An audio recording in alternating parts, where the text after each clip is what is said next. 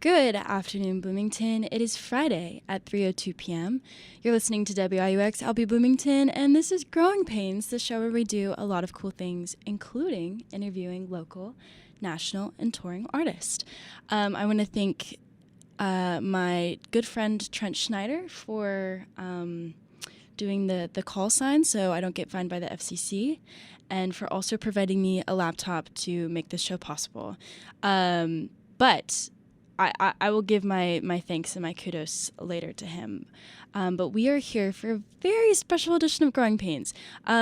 This was an interview that I was so excited to do. It kind of came together a little bit last minute, but it was with Tanner of the band Finding Francis.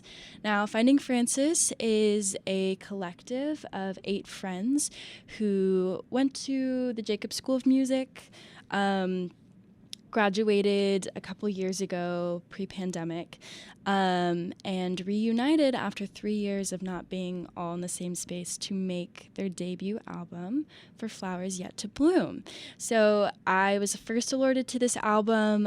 There's a playlist that's floating around on Spotify right now called, it's like Bloomington 2023 or something. Braden Janes of West had collected songs to put on this playlist, and it's just a bunch of songs from Bloomington bands that were released in the year 2023. And I've just been giving that playlist a listen, putting it on shuffle. There's a lot of good stuff on there.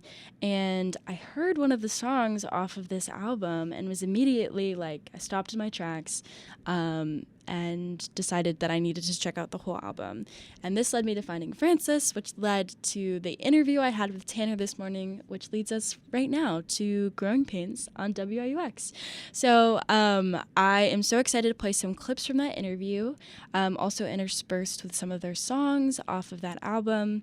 I just want to give a disclaimer. I was running behind on the editing part because I left I didn't have a converter. So Trent, shout out Trent, very kindly let me use his stuff.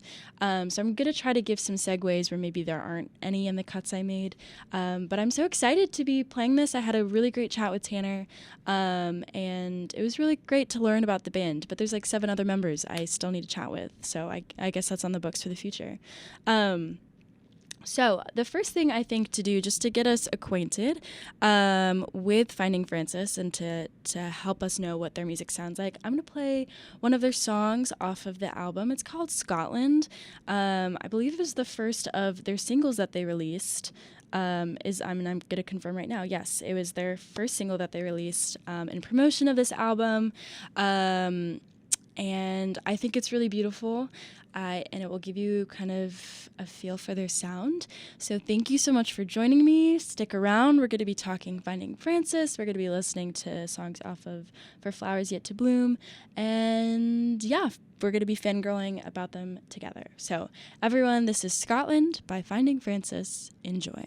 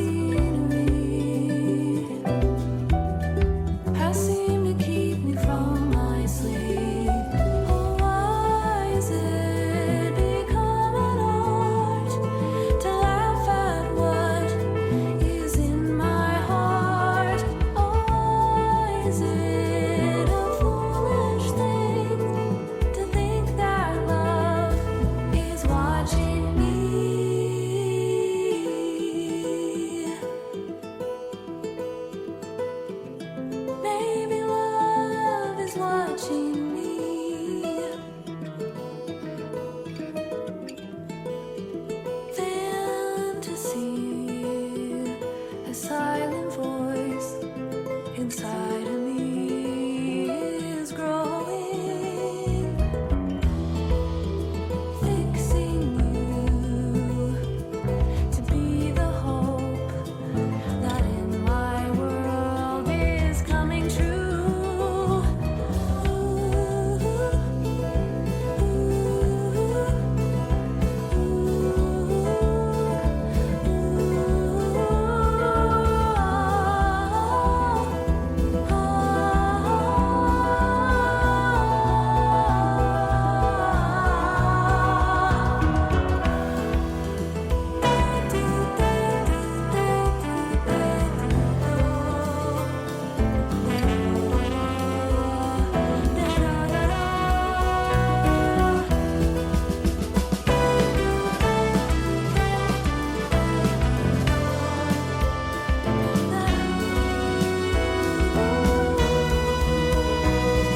And I will stay inside the bay.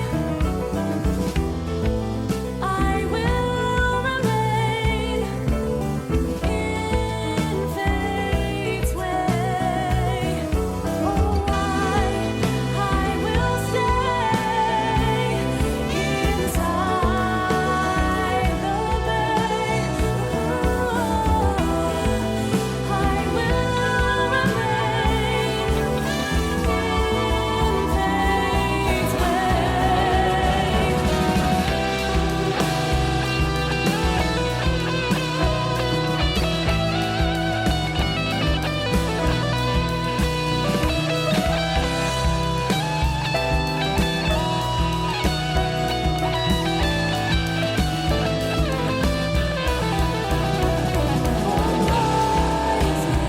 It's so wrong to think. Why is it so bad? Why is it a foolish thing to think that love is watching me?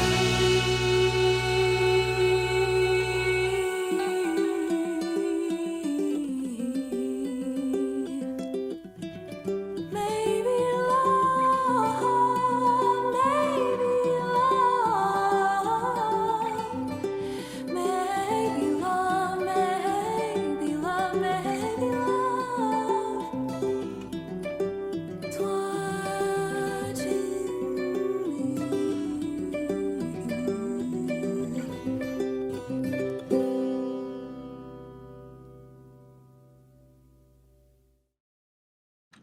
All right, that was Scotland by Finding Francis. A crazy track, so good. It is the second off of their album For Flowers Yet to Bloom. Something I found interesting in the interview, which I am just about to play some of, was that Tanner and I didn't end up talking that much about the content of the songs, although I'm sure there's a lot we could have dove into. But I think the part that really touched me and felt special about this band and this album was just how it was made and the nature of the group and how they met, and how quickly they put everything together. And just the power of friendship, really. So we're going to hear a little bit more about that, but I think, yeah, we didn't super dive into the meaning behind the songs, but I feel like I'm frolicking through a field when I'm listening to that one. So it's definitely a beautiful song. I think, though, the first thing that we should hear from Tanner is the origins of the band and how they met. So I'm going to play a little clip from the interview of him talking about the band, how the 8 of them got together, and I hope you enjoy that. My first question for you, which I think might be a long answer. I'm just curious.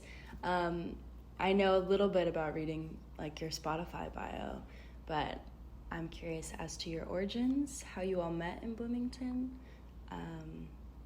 If you would just start off with that. Yeah.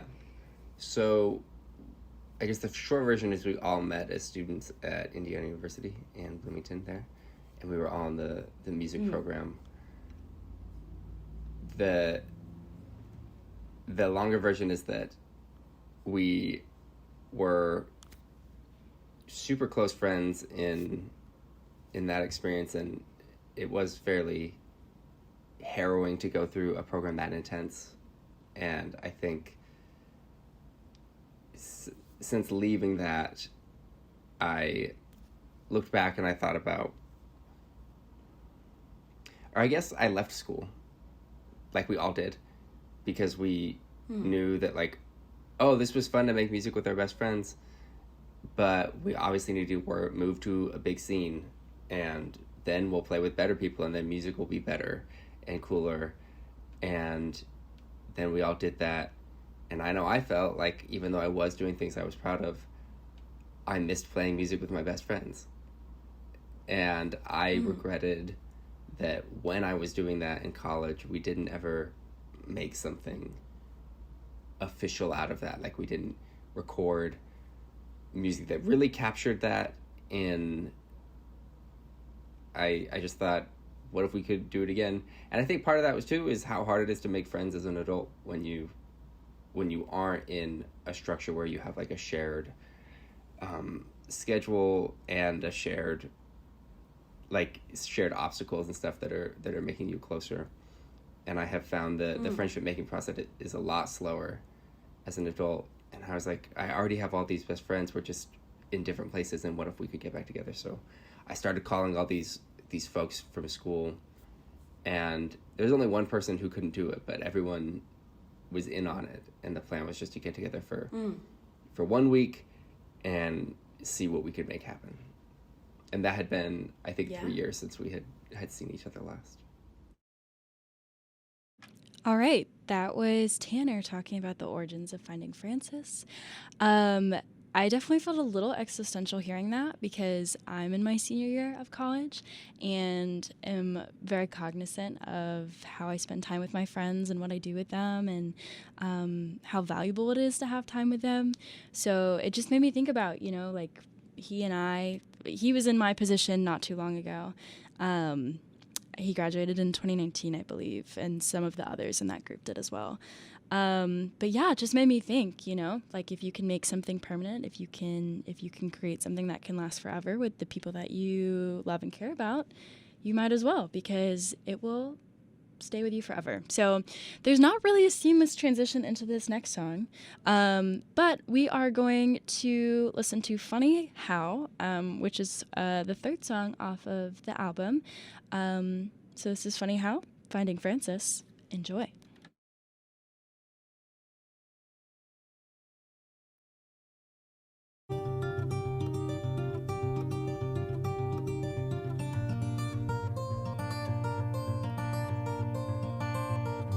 Spaceships, church steeples. Funny how they look the same. Bound for hell or a black hole. Funny how we fuel the flames. Martians and second comings. Funny how they never came. I hope there's time for jokes on Judgment Day.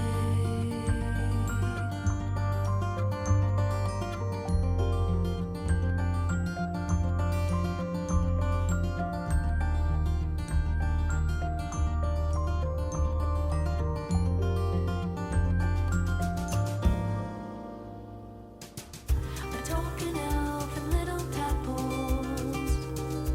Funny how they don't have legs.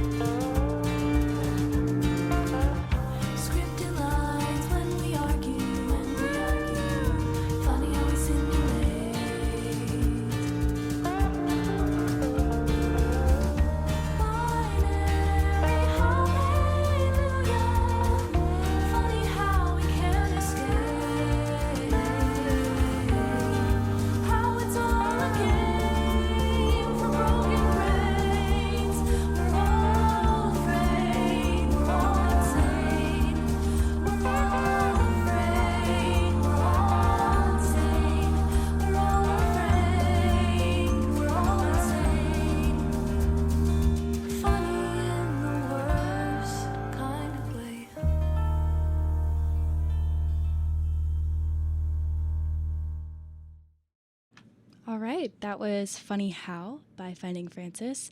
I actually think that was probably the best song to transition into because it was about friendships and time passing.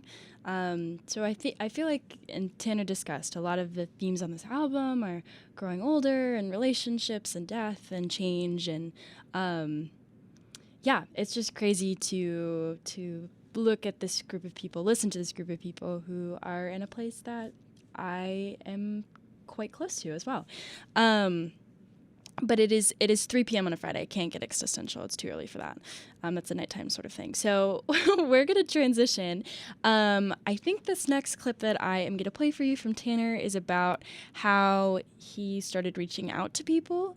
So yeah, let's hear what he has to say about that. And then when you were like floating that initial idea around to people, just in terms of like, how is this gonna work? Did that ever come up, or was it just kind of like, we'll get together and see what comes of it? I mean, there was a general structure. It was like, I mean, we booked the time. So it was 6 days. We did 3 days at a cabin in the woods at an Airbnb, and then we did 3 days at Russian Recording, and we knew that much, and we knew that we would all write something and bring it in. We had kind of shared some like songs that we thought were in the vein of what we might want to go through. We knew that we didn't want to do a record, like we all studied jazz and classical music, and we knew we didn't want to do that. Not to say that those influences aren't there in the music, but we really wanted to make something that felt like an indie rock record, or something that was focused on songs and lyrics, which for a lot of us was the first time. And but we had no idea how much we would get to or what the music would really sound like after we had the demos, but we had never played anything like this together, and a lot of us hadn't written stuff like this. And I think that was what was most exciting going in for the first round, was the not knowing. All right, that was a little bit from Tanner. And what a scary thing to go into. I mean, you put your money and you are going to see friends that you haven't seen in a while, and you just cross your fingers and hope it works out. And evidently it did. I now want to play a little bit longer section of the interview where Finding Francis, if you're listening collectively as a group, this is where you get your shout outs. So we get to hear a little bit more about each band member and also about everybody's time in Bloomington and just how their relationships all developed. So yeah, let's learn a little bit more about the origins of Finding Francis. What was, just to get a feel of like what you all were doing around the same time, like what sort of music were you playing after school? And maybe some of your bandmates too. Where was it veering classical and jazz heavy, or were you guys experimenting in other things? Yeah, we're pretty across the board. I think we might be the most accredited indie band in the world between us. Between our 8 members, like we all got bachelors in music, and then 5 of us have a master's degree, and 2 are working on doctorates right now. And like, we completely scattered. I went to New Orleans. I play a lot of like traditional jazz music, like Louis Armstrong kind of stuff, up through modern original jazz music, and then some of my own singer-songwriter stuff here. But Hannah Johnson, our vocalist, also a fantastic drummer, moved to Milwaukee, and was, when I had called her to this project, she was mostly just teaching public school, like music classes, and gigging around town. Brendan Keller Tuberg is our bass player, and he's from Australia, so being in the country can be difficult with visas and stuff, so he's actually been doing degrees at IU still, doing a doctorate there. And then our guitarist Kyle Paul's in Chicago. He wasn't teaching, well, he teaches a little bit, but mostly playing. And then we had our harpist Allison is doing a doctorate at the Peabody Conservatory in Baltimore, and our trombonist Matt is in DC and doing like music, general music stuff. He had just finished up a comp degree in Europe before we started up, and then so Zoe and Ellie were both in Boston, but Ellie just moved to New York, and they were at the New England Conservatory of Music and gigging around town and playing weddings and teaching. And I guess it was like a combination. Most of us were all we were all still doing music, but in different ways. Like none of us, I would say, had an original project that we were pushing super hard just yet. We were all still in that phase that most of us who go to music school and then move somewhere to go play music are doing, where we were settling in to a scene and playing a lot. I think I might have, if I missed anyone, I wasn't counting on my fingers. That's a lot of people. But yeah, like we were all just struggling in that period where you're trying to decide, like, am I allowed to assert myself and try something new and be like, this is who I am as an artist, or am I just being a side person and like learning the music more and getting a lot of time on stage. And at least for me, this was the first time I was ready to do that and think that not only do I do, but all these people that I really care about, I know have these incredible original voices, and I want to get them all together because I think we have something special. Yeah, that's awesome. That was very impressive that you had all those people's details on lock there. But I'm a little more still curious about your time at IU. When you all were playing together, was it in organized IU Jacob settings, or was it just like when you had free time, you would just jam in each other's residences? Yeah, well, so we were, a core group of us were came in as freshmen together. Mm-hmm. And a bunch of us actually lived together. I don't know how lasting the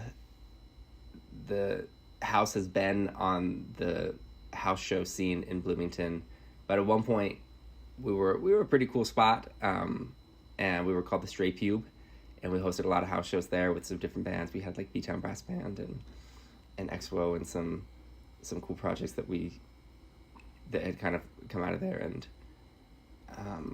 I think my proudest moment from college was in our final party. We caved the floor in. That was you which for a all. bunch of jazz musicians felt pretty impressive for Yeah. us. But we were living together and playing in a bunch of different projects, and our house was like where people outside of the university tended to rehearse. We have jam sessions like multiple times a month, and it was definitely a place for not only people to come and make music in different ways, but also just, we lived a lot of life in that house. So we had movie marathons, and we would be practicing like 8 hours a day, all of us, and then do our homework, and then we would show up and make tea and watch Twin Peaks together. And I haven't had a feeling like that of communal living before in that house. And a lot of the, I think, energy that we wanted to find again and explore on the record was what we had found there together. Not as, like, obviously the program was what brought us all there, and we, in a lot of ways, are only able to play the way that we can and to make the music that I think is really interesting from like a technical standpoint within the indie sphere, and because of that program and what we learned there. But I don't know, I think, again, I can just speak for myself, but when I think about our time at IU, a lot has to do with that house and the fun that we had there together. Yeah. Living with people can either be the best thing that you can do for a relationship or the worst. So I'm glad that it ended up being for the good of y'all's relationships. But Yeah, very true. all right, that was Tanner. And yeah, we get to hear a little bit more about the origins of the band. I just, sitting here, I'm telling you guys, this is making me existential. I was just thinking about how in the time since they've left, and I've been a student here, I came here in 2020 and am about to graduate in 2024. But how much, the house show scene has always thrived, I think, in Bloomington. And there's always been music going on in different places. But just to think, like, the house that they were staying in is, or that they lived in and hosted shows at, at this point, I don't know what's going on there. Maybe it's just maybe people are still hosting shows, but it has a different name, or maybe it's just a house with a caved-in floor. But there's a scene that I know now, and that as people graduate and move on, those houses will disappear and lose their names, but new people will pop up and keep the scene going. So yeah, just really interesting to think about. They graduated only a year or two before I got to Bloomington, but so much has changed. So yeah, just makes you think.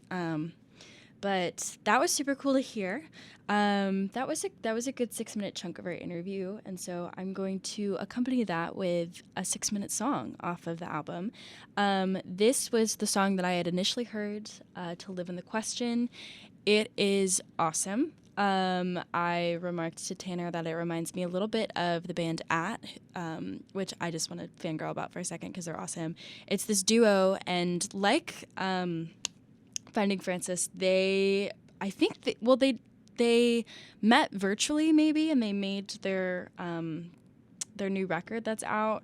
They made it virtually, and so even though Finding Francis obviously recorded together in person and At recorded separately in their own homes, this is two examples of kind of very interesting, complicated, hard to define music that was made possible because of the internet. So thank you, internet, for existing and for giving us great music.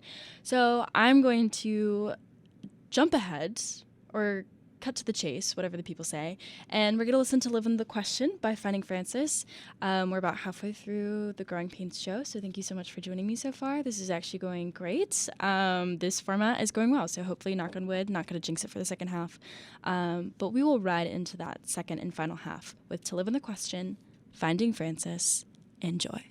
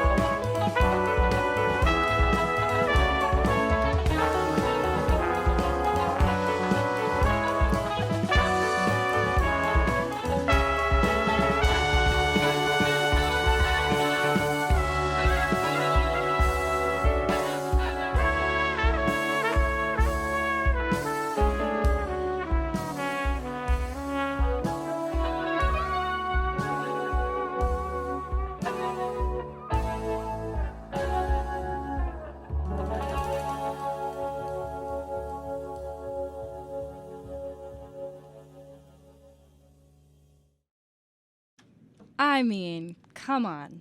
Is that not the craziest thing you've ever heard? That's To Live in the Question by Finding Francis. Just the range in songs, and I didn't download some songs that I mean would be incredible additions, and I think if you want to hear the whole range of this album, you should just go stream it on your own. But there's a lot of good stuff. That to me seems like one of the most complicated, complex music student type songs. Like there's no way that you could compose that if you weren't a student of music. So yeah, To Live in the Question, crazy.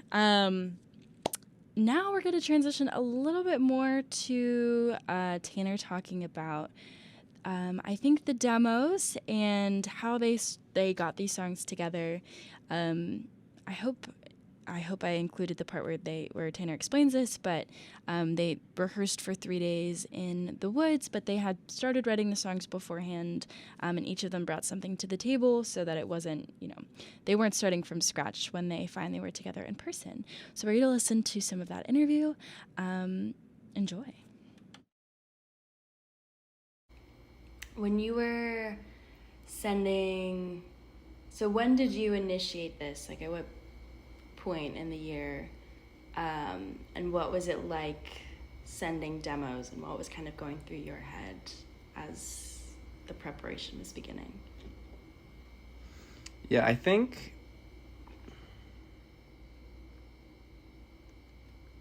I can't remember exactly when I started calling people, but I think it would have been in like early 2022, like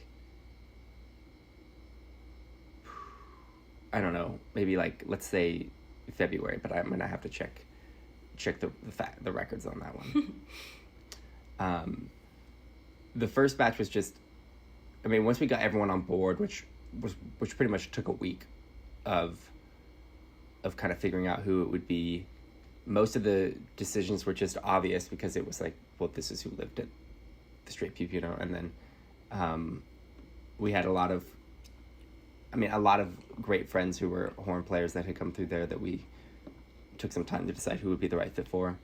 And then our vocalist, actually, Hannah, this is her first time doing like vocals this publicly, and like her career is as a drummer, but there were times in school where she had sung that were always so moving for me, and especially during the pandemic when we were all sitting around, she had been sharing a lot of little just snippets of her singing online, and they were always so amazing. And she also happens to be just one of my favorite people to be around, and I knew she was perfect as a person, even if it wasn't like we had ever really played together singing. And our first demo that we had is one that she had released. Well, she had just posted it on Instagram, which was Scotland. Yeah. And that demo was one that I was like, I'd love to have you sing this project, and I think we should do that song. And so that was our first demo, and gave us a little bit of direction. And then, I don't know, the hope was that we would like all send stuff in, and then we would try like doing some remote collaboration where like I'd record some stuff over the top of your thing, and then we'd kind of build it, which ended up being pretty unrealistic from a time standpoint of just how much work that would take. Yeah. But also, I think underestimated how strong the composers and the writers in the group are. Right. Of being it, like, don't exactly need a ton of iterations on top of that. They can find exactly what they're looking for, and it can be really special just with how they write it. Not to mention that we were taking 3 days to rehearse it in the first place, so we didn't do a lot of additional working on the stuff. But I don't know, like some of the demos, it was my first time ever singing, and I'm really proud of the songs I wrote, but me trying to sing them for the demos was really funny. And I felt like a lot of us felt that way, and then our demos for the second record that we just did were a lot stronger for that reason.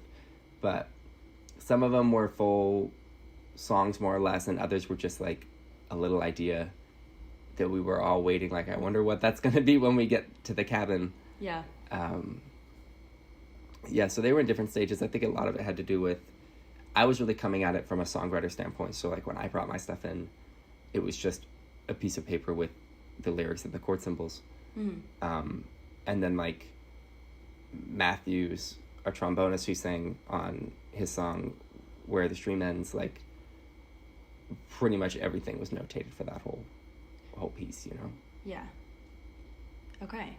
So you were working, that's interesting. You were working with lots of different stages of each song. Yeah, and I think just different approaches. Like, I mean, I had the whole song in mind, but it was just I want to approach this like singer-songwriter style.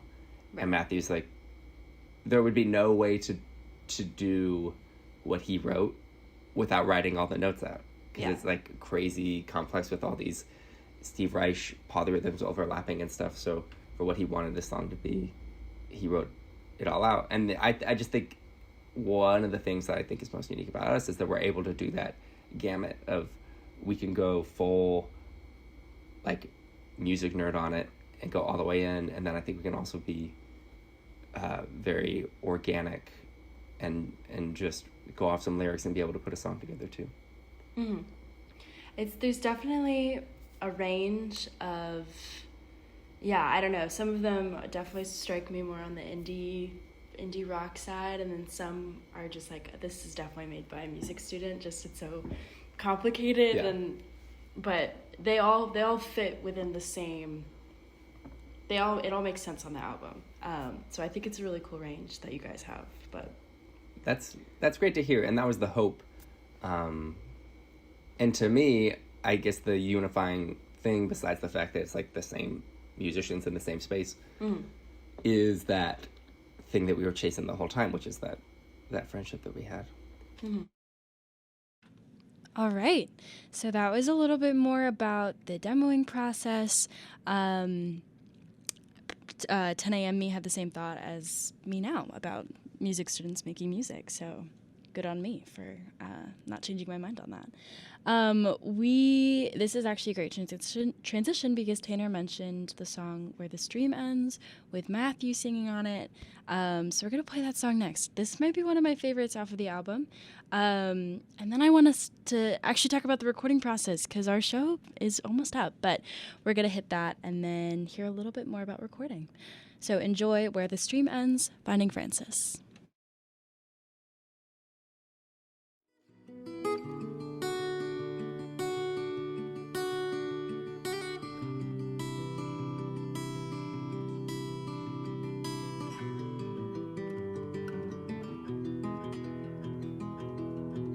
I see in the stream the passing of time.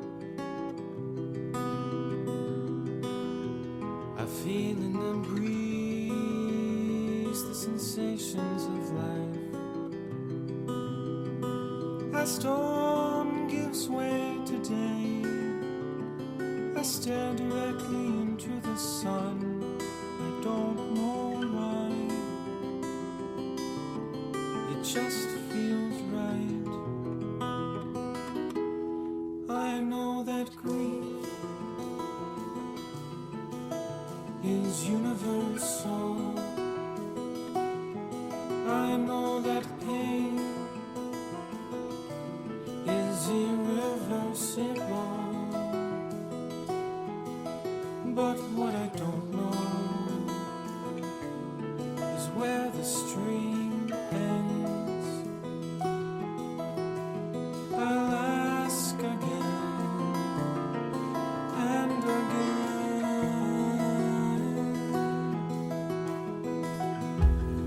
Am I in a dream? Is this even real? Are we in control? Are we at the wheel? If all that we own should disappear before our eyes, will we revolt? Or will we just oblige?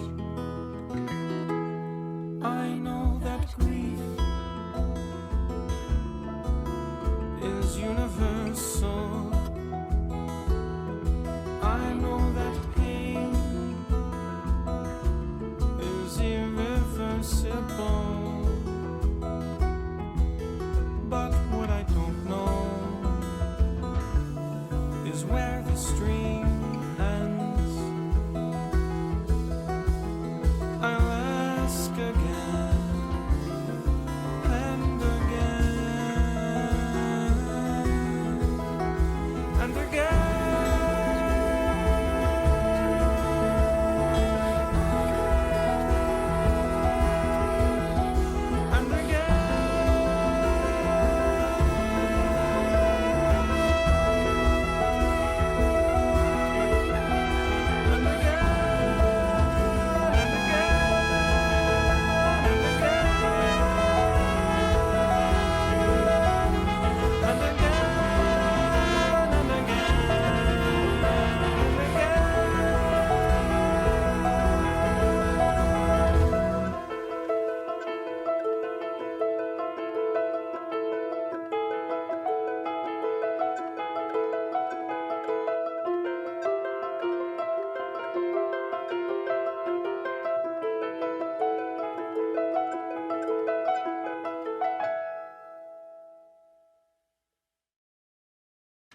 All right, that was Where the Stream Ends, Finding Francis.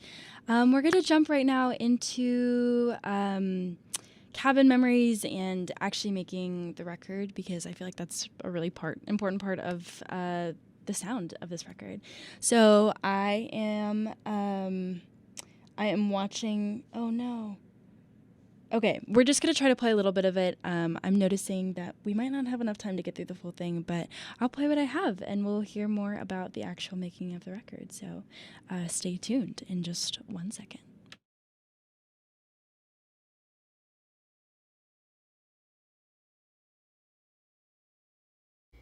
The cabin was really funny. I forgot, like, how checkout times work. Or that they were a thing with Airbnb. So I was like, well, we're not staying that night, so we'll just rehearse and then pack up and leave after we rehearse and go to the cabin. But then, like, day of, I was like, oh, it became clear, like, we can't rehearse here today because we have to pack up and leave. Right. So then we loaded everything up really quick, and we ended up back at IU, at our school. The faculty was gracious to let us use a rehearsal room there. So it ended up being this actually really cute full circle moment where we were back where we all met, like in the room M378, where we had spent, like, I met a lot of these people for the first time, basically, at Rhythm Section Masterclass in that room. And that was really, really fun. I mean, it was stressful, and it would have been nice to stay in a cabin, but it was really cute to get to see that full circle moment there.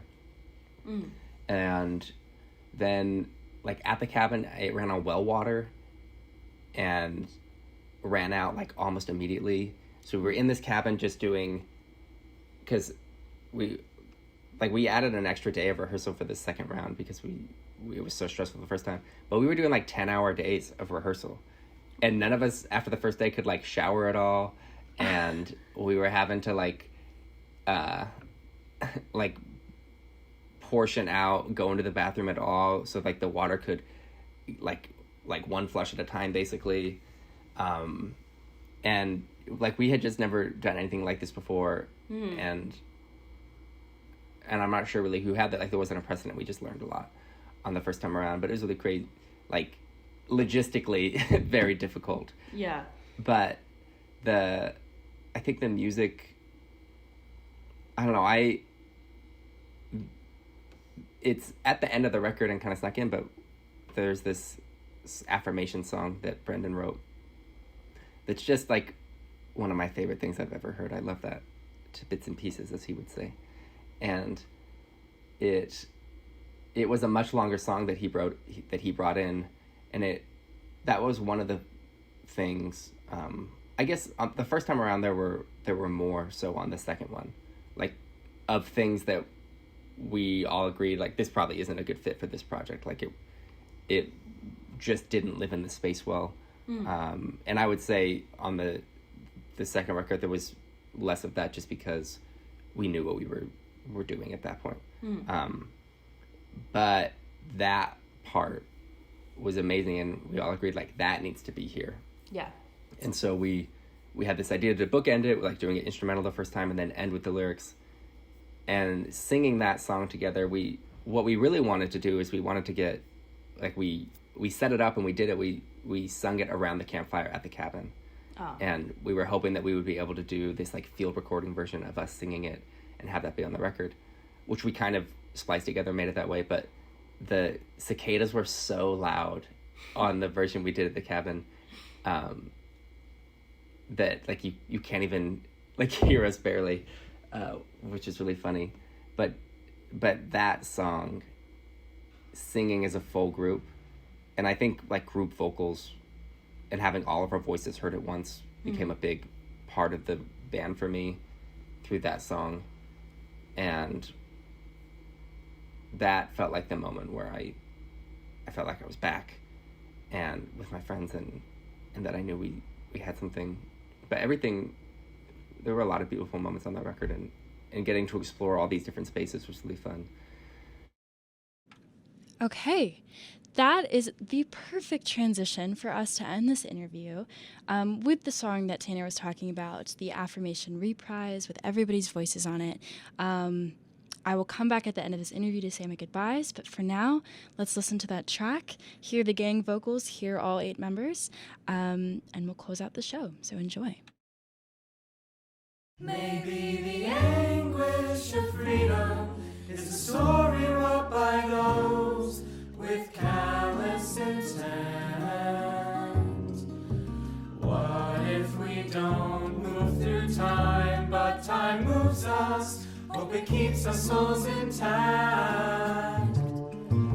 Grief is universal, but the question lies in how it renders us entrapped. And with that, I wish us all well.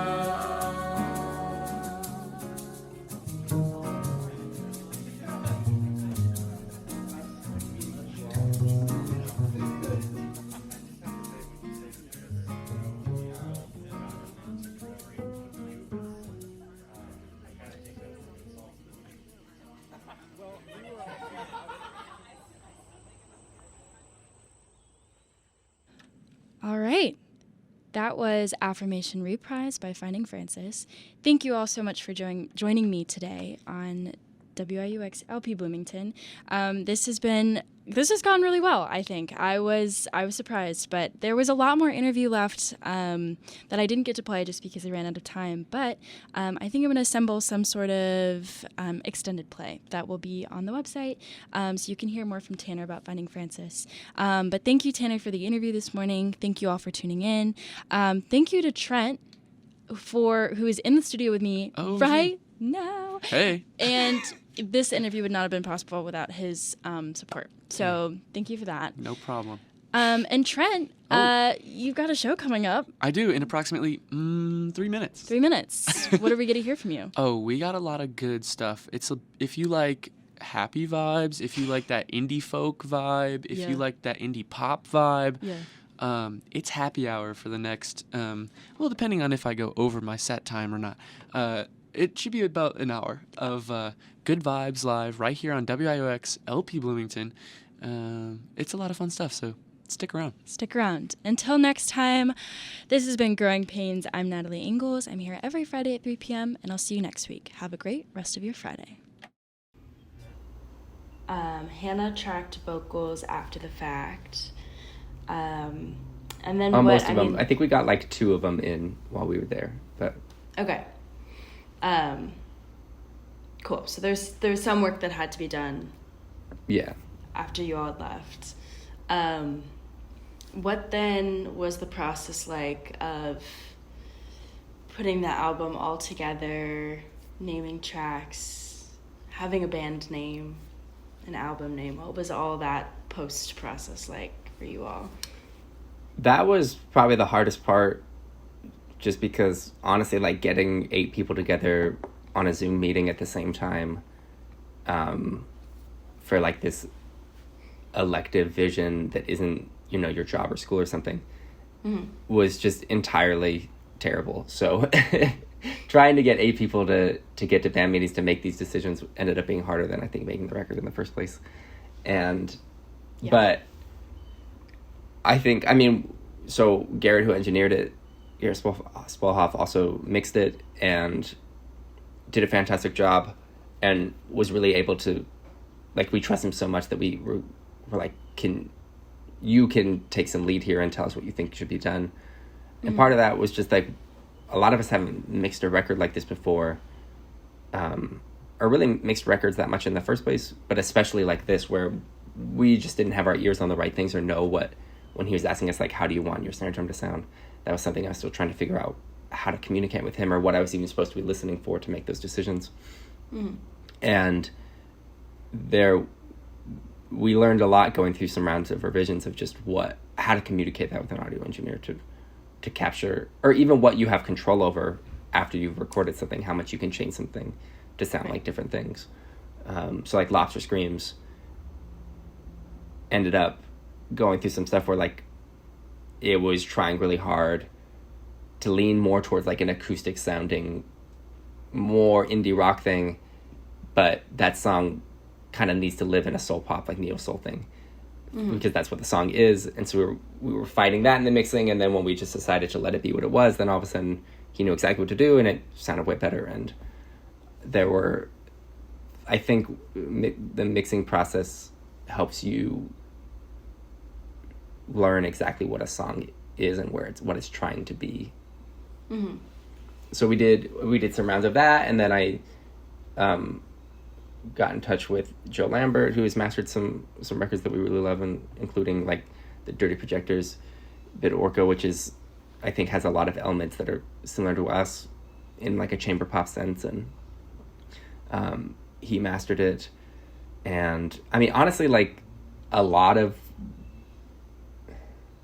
like after we recorded it, a lot of it was waiting around and looking at a laptop, you know, which I think is the biggest downside of doing a project like this, because I mean, really how I guess like all bands operate, like true bands, and not just an artist who hires the best musicians they can to go on tour, you know, but like a band is people who, even though everyone has like a crazy life, are choosing to spend time together because they care about each other, and having what that person brings to the table in their life is worth whatever hassle it takes to make happen. And most bands do that by, like, they all live together in the same area so that they can like play shows and rehearse and do tours and things. And that's like one way to build camaraderie, is to like find some musicians you like and then build it by being a band together. Another way you can try to make music like this is to do it like one person at a time and send it around online, which is like what like Superorganism, that group, did in the pandemic, or I guess they were a little pre-pandemic, but that, like, they're a similarly remote ensemble with a ton of figures, but they more did the like, I'll send it to you when you record stuff on top of it and we'll put it all together thing. And I think our model is like a third version, where you don't need to build the camaraderie, you already built it. And so now that's there. You just have to somehow find a way for you to all record together. So this is our version of doing the same thing. The downside being that, you know, we aren't together for a lot of the time, so the other logistical work and stuff can be kind of lonely doing on our own end and stuff. And then it does make it more special when we all get to be back together again. If you had to say any concluding thoughts, advice for someone who might want to try the same thing with their group of friends, plans for the future, should we hear the second record next summer? Whatever you'd like to leave us with. Yeah, we have a lot to figure out with how we do this second record. A lot of it, I just would love to get, to